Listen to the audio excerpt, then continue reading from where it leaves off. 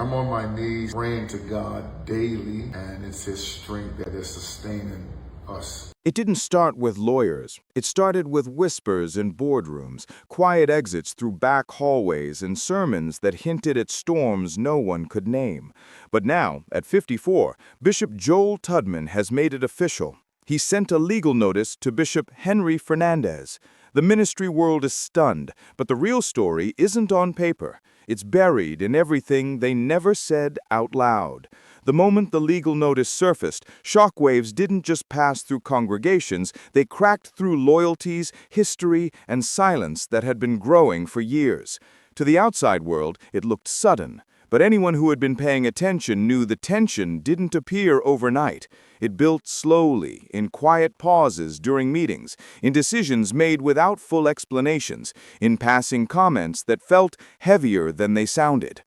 Bishop Joel Tudman wasn't just another name on a roster. He was a voice people followed, a rising figure with momentum too loud to ignore.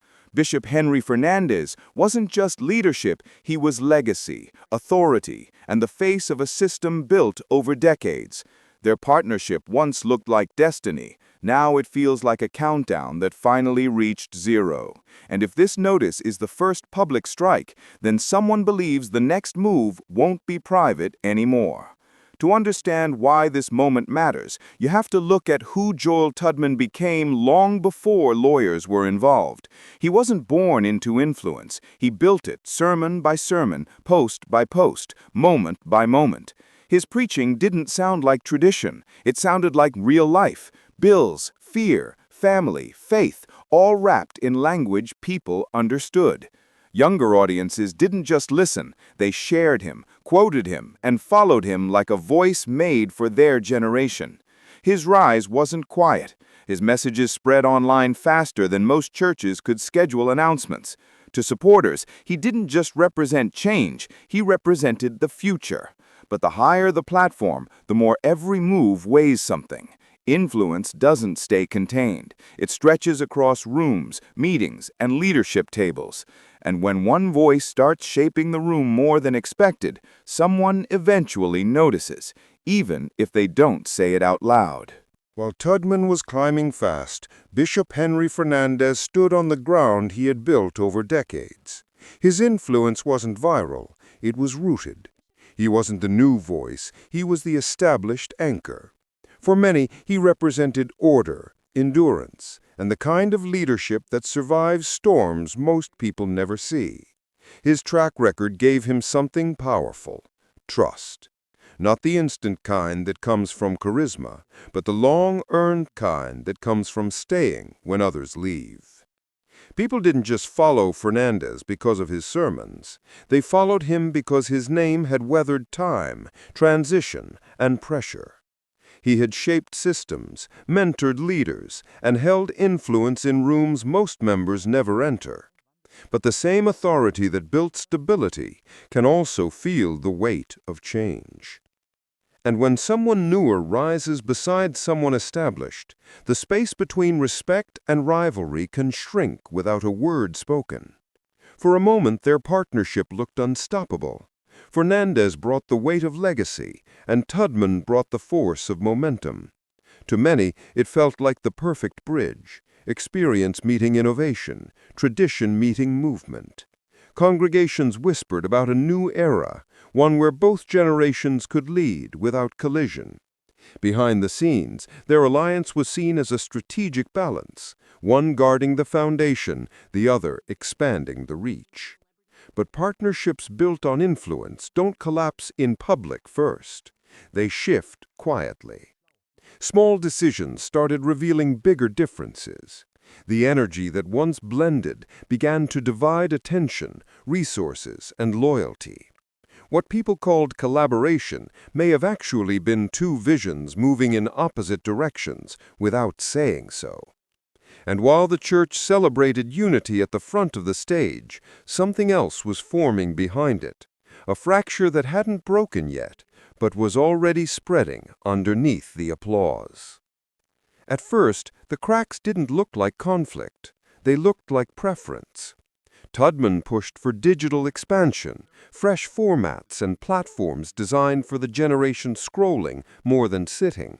Fernandez leaned on structure, systems, and the methods that had kept ministries stable for years. Neither approach was wrong, but in leadership, vision isn't just strategy, it's territory. As Tudman's influence grew, it didn't stay in the background. Members who once echoed Fernandez's words began quoting Tudman instead. Younger leaders gravitated to his pace, his voice, his style. Support didn't shift overnight, but you could feel it in the tone of meetings and the silence after certain comments. Inside any ministry, influence doesn't disappear, it migrates. And when loyalty starts leaning in a new direction, even quietly, the air changes. That's when what looked like preference becomes pressure. And pressure always finds a place to break first, even if no one's watching yet. Then came the moment no one expected to happen the way it did. Joel Tudman wasn't eased out. He was removed, suddenly, publicly, and without a clear explanation. One day he was preaching to thousands, shaping conversations across platforms, and the next, his voice was gone from the stage he helped elevate. The announcement didn't arrive with details, just distance. For members, the shock wasn't just in the decision, it was in the silence that followed. No statement, no clarity, no reason the public could point to. And when leaders don't speak, people start writing their own versions of the story. Theories surfaced fast. Some whispered about jealousy, others pointed to finances, direction, or quiet power struggles. Staff insiders started choosing sides without saying so. The church didn't split in half overnight, but the trust did. And silence didn't slow the questions, it only fed them, one post, one rumor, one conversation at a time. When the silence finally broke, it came from Bishop Henry Fernandez. His tone was measured, controlled, and intentional. He said the decision to remove Joel Tudman wasn't personal, but necessary. Their visions, he claimed, were too far apart to keep moving in the same direction. Keeping Tudman, he warned, could create division that might harm the ministry long term. To some, his words sounded like wisdom, leadership protecting stability before things fractured further. To others, it felt like strategy dressed as clarity, a careful statement designed to close a door without revealing what was behind it. His most quoted line wasn't emotional, it was calculated. Leadership requires decisions others may not understand in the moment. The message calmed a few, but it didn't settle the debate. Because when someone finally speaks after silence, people don't just listen to what was said, they listen for what was left out. And in this case, the gaps were louder than the statement itself. When it was finally Joel Tudman's turn to speak, he didn't match Fernandez's tone. He didn't deliver a formal statement or list grievances.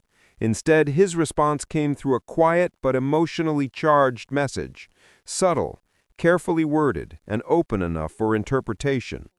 He never accused Fernandez directly, but his phrasing hinted at a story not fully told, a decision made without fairness, and a silence he was no longer willing to carry. Supporters heard every unspoken line. They rallied fast, flooding his social media with prayers, outrage, and promises of loyalty. Hashtags with his name surged. Clips of his past sermons resurfaced as people framed him as the one wronged, the visionary cut short before his time. But not everyone bought it. Some called his words vague, spiritualized, and strategic. They wondered if his calm tone was restraint or image management. And then came the part no one expected. He didn't just speak, he acted. The legal notice changed everything. Up until that moment, the clash lived in rumors, silence, and carefully phrased statements. But once attorneys got involved, the conflict stepped out of the shadows and into territory that couldn't be ignored or dismissed as a ministry misunderstanding. A legal notice isn't a reaction, it's a line in the sand. People immediately began asking why. Was Tudman demanding accountability, protecting his name, challenging something that happened behind closed doors? Or was this about decisions made long before his removal ever went public? Legal action doesn't happen over a single disagreement. It happens when someone believes private resolution is no longer possible. But both sides understood one thing. Once the law gets involved, someone believes the truth won't come out any other way. And the ripple effect was instant. Supporters saw it as courage. Critics saw it as escalation. If this is only the first legal move, something bigger may be waiting just beyond it. What began as a partnership once framed as unity has now become a test of loyalty, legacy, and influence. Congregations are still worshiping, but not everyone is watching the same story unfold the same way. Some see Fernandez as the protector of order, a leader guarding what took decades to build. Others see Tudman as the silenced voice of a new generation, forced to fight for space he once earned without question. But this is no longer just about two bishops. It's about a deeper question the church rarely confronts until division forces it forward.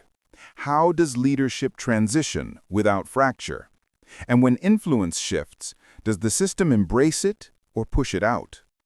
Right now, both men continue in ministry, but the fallout hangs like a question no one wants to answer directly. And before anyone claims to know how this ends, there's one more reality people keep forgetting. The next move hasn't been made yet.